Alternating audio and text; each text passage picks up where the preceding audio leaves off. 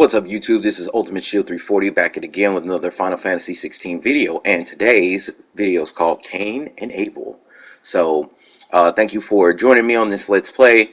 Please feel free to like, share, comment, and subscribe. I will really appreciate it. And with that being said, on with the video. So in today's video, Final Fantasy 16, I am controlling Joshua, which is one of the characters here in the story. As you can see me here, this is kind of like still the beginning of the game, so things are kind of going about as they will. So, you know, right here as Joshua, I'm being escorted through the castle to get a way out. We are being attacked by a rival country, and we are trying to get Joshua to safety. Joshua is the dominant for the Phoenix avatar. And Phoenix avatar, Phoenix Eikon, I'm sorry. And as such, he has powerful magic, as you will see here. So, you know, he's a bit different than Clive. I am just trying to get used to like his abilities, his attacks, what he can do, what he cannot do. As you can see, he's not really a warrior, although he does have incredibly powerful magic. He's not the best at, you know, combat. So I'm sort of playing that mage role while I have sort of a bodyguard here.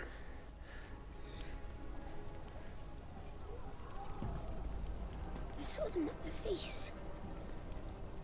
They were laughing. This is Sambra Quagab. But why would the Empire? We must find my father.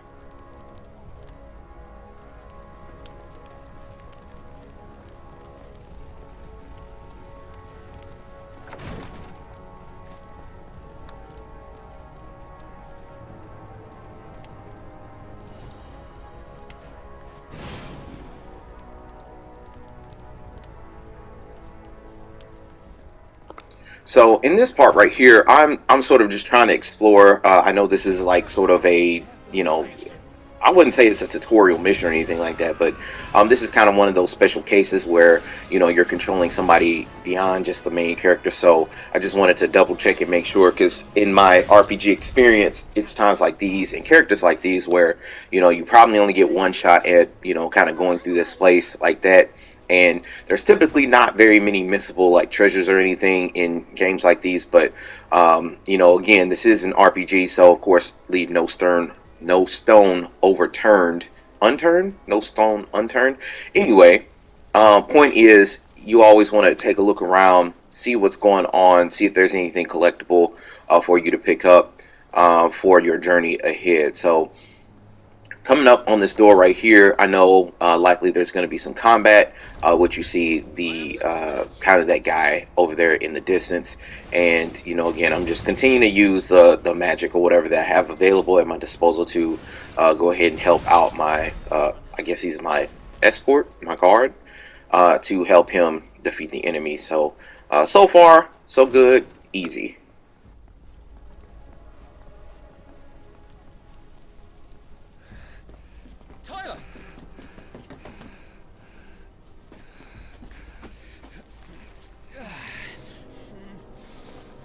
Damn it! His wounds are deep. I can save him.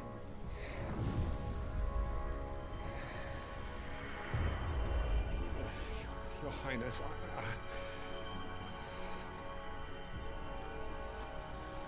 Don't worry. You're going to be all right.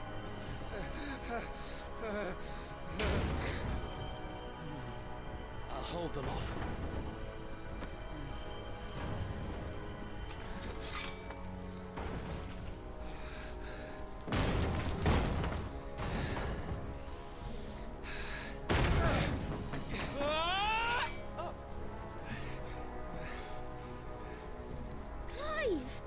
Joshua! Come here. Tyler, you're hurt.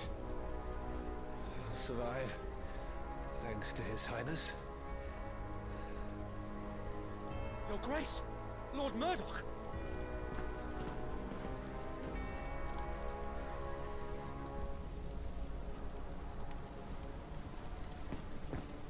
You rescued the young prince. Well done, Sir Wade. I'm in your debt, soldier. Thank you, Your Grace. We cannot stay here. We should make straight for the rear gate.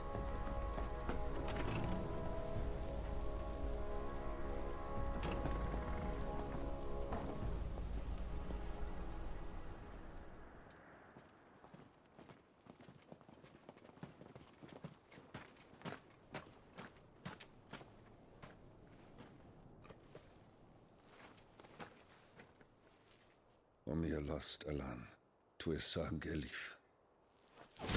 May the winds speed you to Rosalith.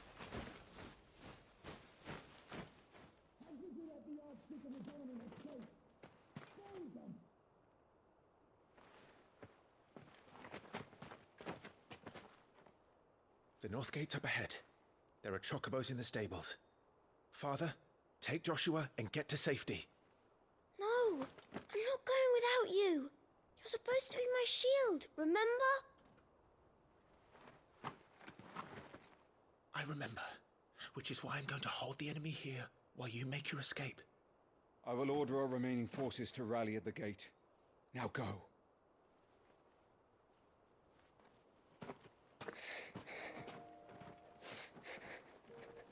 I will do my duty. You must do your duty too.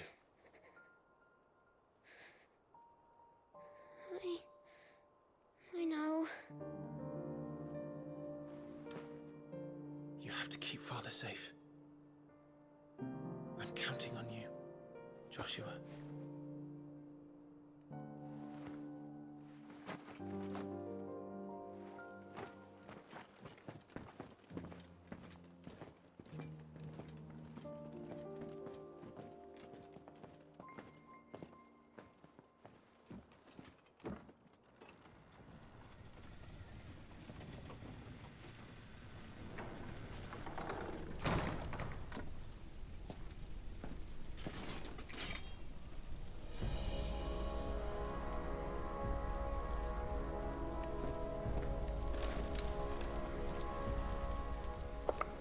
So after that whole exchange happens, now I'm switching back to Clive, the main character. This is him in his younger years.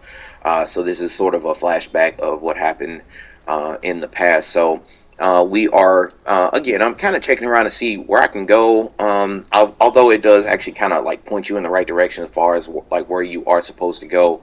Again, this is me starting the game, so I'm not especially well versed at like what I'm looking at or what I'm looking for. But it is what it is. So as you can see here, we get into some combat. I'm still kind of getting used to like what's available, whatever. It's like really hard to figure out who's attacking you when they're off screen. I have yet to sort of figure out a reliable way to know if an attack is incoming, so I know to dodge or to get out the way, or put up my defenses or whatever that may be. But it's one of those things that I'm sure as far as as I get more experience playing the game, I'll learn what to look for and then how to sort of counter that. Next room we come into, I am again just looking around, seeing what there is to see. In real life, I am also directionally challenged, so I am lost here. Don't judge me. We are all works in progress, but I actually am going in the right direction, as you can see by the items down below. One other thing I did notice, in this game, you don't have very high inventory as far as like what you can have on hand.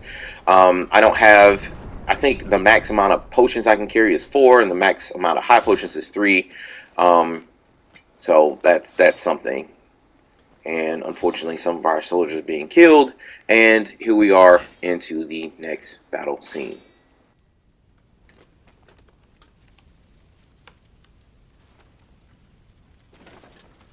Take them. Let none escape. As you command. Another thing I want to mention about Final Fantasy 16, I'm noticing is a huge departure from most other games. This game is rather bloody, and when I say rather bloody, I'm thinking of sort of the I can't think of it. The when you're in Westeros, Game of Thrones. That's what it is. I'm thinking like Game of Thrones kind of like brutality kind of thing. So, not that that's a complaint for me personally. I don't mind more of a mature storyline or anything like that. But it's just something to notice, especially when. I would imagine Final Fantasy 16 is going to be compared a lot to Final Fantasy 14 in the sense of the story is more political. Not to mention that Final Fantasy 14 and Final Fantasy 16 have the same like overall director. I believe his name is Yoshi P. So in that reason, I think both of these games are going to be compared a lot together. Um, I bring that up to say is that Final Fantasy 14 is a game that's while people do die and things like that, is not anywhere near as like brutal as the deaths here in 16. So now we have this Dragoon who's coming down. I'm trying to learn like what his attack patterns are so I can like start to dodge. As you can kind of see me being successful in dodging there. And I'm starting to kind of get to learn some of his attack patterns, although I'm still kind of getting hit and playing a little bit reckless.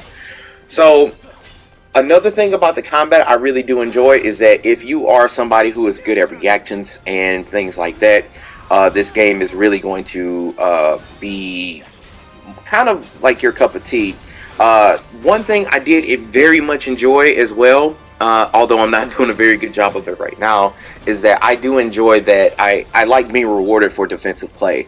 As my gamertag Ultimate Shield 340 sort of suggests, I like being defensive in a lot of different kinds of games, and I really enjoy games that are rewarding you for being defensive. So in this game, if you dodge at the right second, not only are you invincible, but then you have a chance to counterattack. And if you are good enough at the game and you have great enough reactions, you can be practically invincible and use that defense to sort of shatter through, which you see me do here to great effect. I precision dodged twice, was able to counterattack, and now I'm starting to sort of learn his attack patterns and sort of get with him now here at this point. The only downside here that I can see is that I don't really have too much like battle experience, so I don't really have a whole lot of combos that I can really pull off to make it like stylish here at this point. But this is the beginning of the game, and I'm just learning how to play. So obviously, as I continue to gain more experience, I definitely will get more swag combos, so to speak. So I'll be prepared for that. This guy's now down. We are doing stagger combos and doing a lot of damage as much as possible. But of course he pushes us off and he goes back to his normal attack patterns. Now here at this point I have a pretty good grasp of like what he does and what he should be doing and what to look for. Again, I'm still trying to learn the timing of the defensives. As you can see, I'm starting to kind of get that in this here. But the timing is not quite what I had expected. I would think that the precision dodge is, the time window is a lot less forgiving than I would think that it should be. But again, I'm starting to kind of get the hang of it, as you can kind of see me do here in the gameplay. So we're gonna keep fighting this guy. Put him down as fast as we possibly can. Put down as much damage DPS as we can. And again, you see me using that Phoenix Shift to sort of not only chain in my combos, but quicken my attack. There is a slight delay, so in order to cut down on that delay, I add the Phoenix Shift in order to buffer my next attack. It's actually rather cool, in my personal opinion. And yeah, you can just kind of keep doing that until you win the day, as you'll see me do here.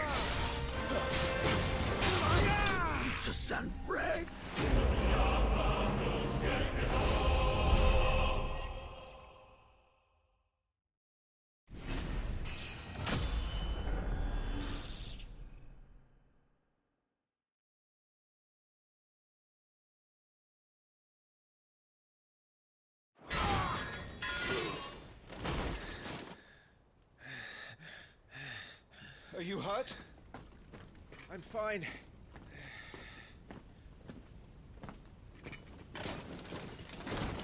So, they sent in the Dragoons. Imperial Vipers. Do they really mean to invade us? Not yet. Their numbers were too few. They were not here to take the castle. They were here to take heads. Our work is done. We should return to my father. My lord, look. We issued these sashes but yesterday, in Rosalith. If they were already among us, what if there were others? Father and Joshua are in danger. We must hurry. Take your steed.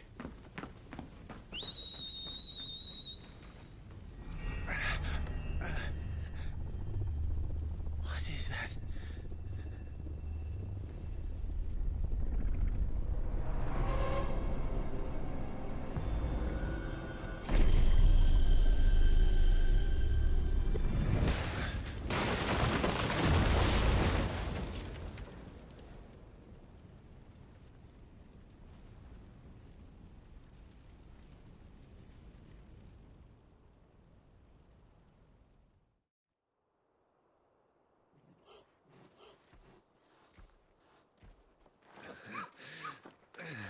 Uncle, you're all right. Thank goodness.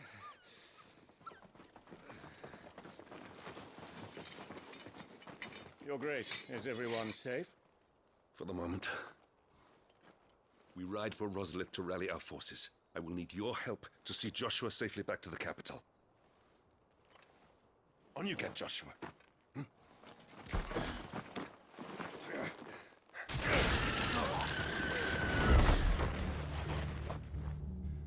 Father? I'm sorry, Your Grace, but that won't be possible. You honorless snakes! Stay back! I'm warning you! Run, Joshua, run! No! Hey.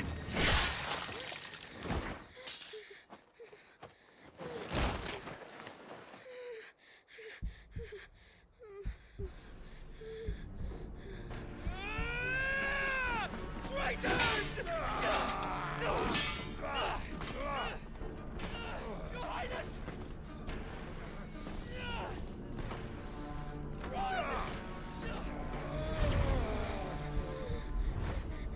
You must do your duty too. You have to keep Father safe. I have to. I had to.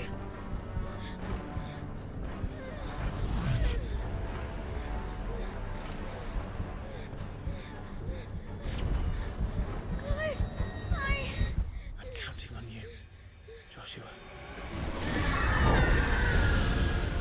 Fuck!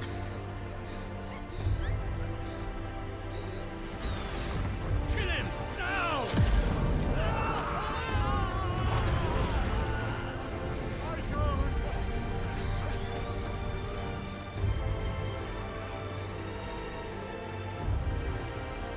Phoenix.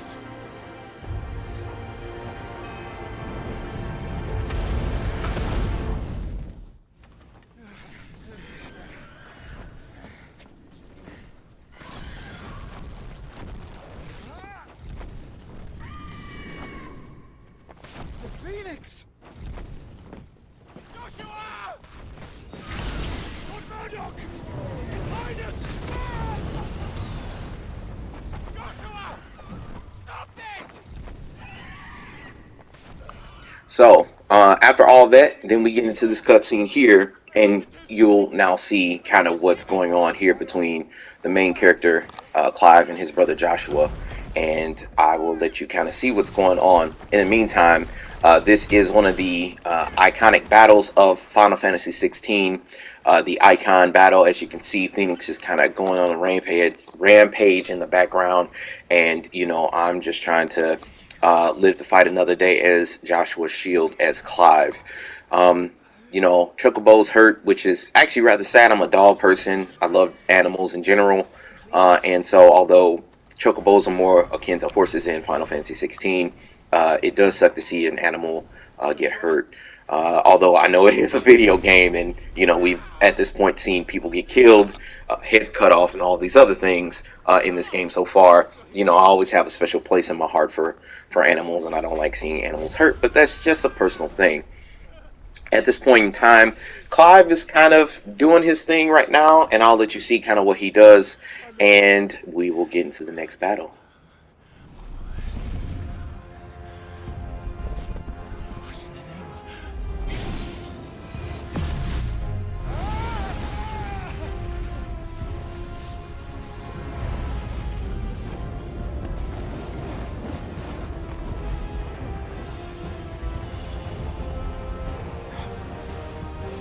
second icon of fire. But that's impossible.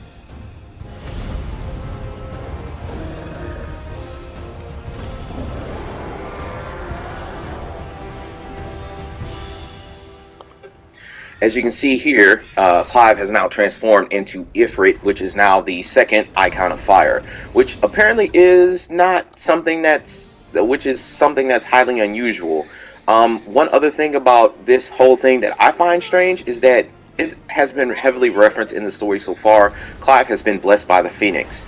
And so what I don't understand is, how can Joshua be the dominant of the Phoenix, but then Clive is blessed by the Phoenix? Like, how does that work and how does it happen? Does the Phoenix like bestow this blessing on anybody? Is it like the dominance where only one person is chosen to have the blessing? Does each of the other countries have something like that, where whatever their respective icon is, are they blessed by the icon of Titan, we'll say, the icon of Shiva? Do they have a regular person who is blessed by that icon, which is kind of strange? I don't know. Just a few thoughts that hopefully might be answered as we continue down the story. So now, as you can see, it is Clive who is Ifrit, and now it is Joshua who is Phoenix, and we are kind of into this icon battle right here. The two brothers fighting each other, and then it begs you the question, am I my brother's keeper? Where now the two of them are unknowingly fighting each other, it seems as if, and Clive is on a rampage, and Joshua seems to be trying to protect himself and protect his countrymen. I could easily see a scenario where right now they are in a position where Phoenix, Joshua, I guess, kind of feels as if the invading country who came in to kill his, countrymen, have now sent this icon of fire against him and his nation, so he is fighting against that. But then Ifrit, who is now Clive, is sort of kind of on a rampage because he feels a very strong protective instinct and is kind of in a berserker rage. And these two brothers are fighting unbeknownst to each other, and they are going at it. One thing I will say, these icon battles are fantastic. Like, these are epic showdowns of grand proportion, and I am having a blast playing this. Fighting against these guys and going into this, again, Final Fantasy 14 and Final Fantasy 16 I think are going to be very much compared a lot to each other. And this is one of those battles that is very epic because I also play Final Fantasy 14, although I haven't played in a while. It is very reminiscent of, the icons in that game, their respective icons in that game, and how epic those showdowns may be in that game as well. And you really get the sense of like power, that power fantasy and things like that. Now, at this point in time, this is just sort of on the rail shooter, but the dialogue between the characters and the motions and having to dodge and all those things is very important to how you continue to fight in this story. So Phoenix is trying to kill this guy. He has kind of him in this like grasp, and then Ifrit is trying to kill him by jumping on him in all of this. I have no idea where these guys are fighting here at this point, but whatever this gigantic wide open space is that allows Ifrit to continue to jump from tower to tower to tower to tower to chase relentlessly after Phoenix is ridiculous. Like, where are these guys at, and where the hell is this? I don't know, but whatever. Hey, whatever. Suspend your disbelief. It is a video game, but I just wanted to make a point to say that the place that we're fighting in is actually really cool. I do like this. The fact that it's like we're both chasing each other. I'm trying to shoot Ifrit. He's trying to get me. He tries these surprise attacks, and we are fighting against each other to try and win the day for from each other. Now, in the story, Clive is destined to protect his brother. He has sworn oath to protect his brother at all costs. And Joshua, being the icon of the Phoenix represents his country in this massive scale. So he essentially is supposed to be king when he becomes of age, and he is still kind of a child here, fighting against his brother, again unbeknownst to each other. So they're attacking each other, fighting back and back and back, going back and forth, back and forth, back and forth, and we will see the outcome of this battle. So if you've come this far and you've watched this video for this long, I really do appreciate you taking the time to watch this and have me narrate this an entire time. I'm sure you probably guys are sick of hearing me talk while this epic battle is going on in the background, but I wanted to sort of share my excitement with you all as I play this game. So I'm going to let the rest of the game play out for your viewing pleasure, and I will let you see the outcome of what happens here. I will give you a slight spoiler. It is not what you expect. Whatever you think is going to happen is not going to happen. So yeah. So with that being said, Ultimate Shield 340 signing off, and I'll see you in Final Fantasy 16. Peace.